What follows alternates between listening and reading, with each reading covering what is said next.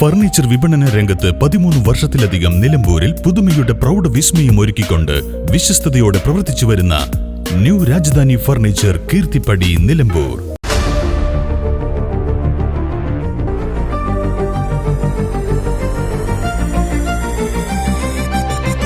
പിക്കാഡോ pick the best, Calicut road, Nilambur.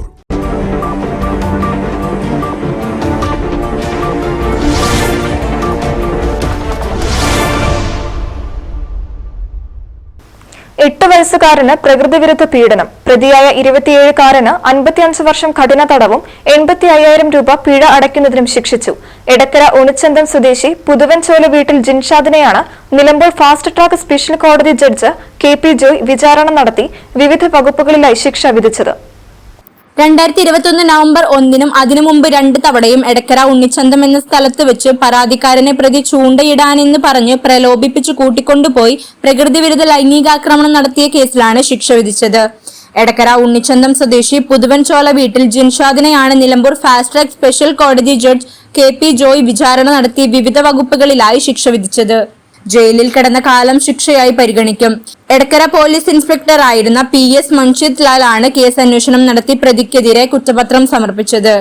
പ്രോസിക്യൂഷന് വേണ്ടി special public prosecutor advocate Sam K Francis ഹാജരായി.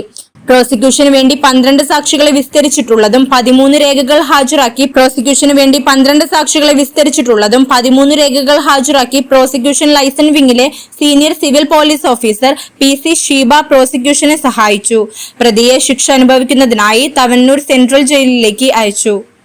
News bureau, Nilambur. BCA, BSW, BCom തുടങ്ങിയ degree കോഴ്സുകളിലേക്ക് admission ആരംഭിച്ചിരിക്കുന്നു. DPOL institute of science and technology, DSAT, Nilambur. നിലമ്പൂരിന്റെ ആതുര സേവന രംഗത്ത് ഡോക്ടർ കൃഷ്ണവേണിയുടെ നേതൃത്വത്തിലുള്ള പുതിയ മാനേജ്മെന്റിന്റെ കീഴിൽ അത്യാധുനിക സൗകര്യങ്ങളോടുകൂടി Devi Janani maternity and general hospital, Kaluthumkadavu, Nilambur.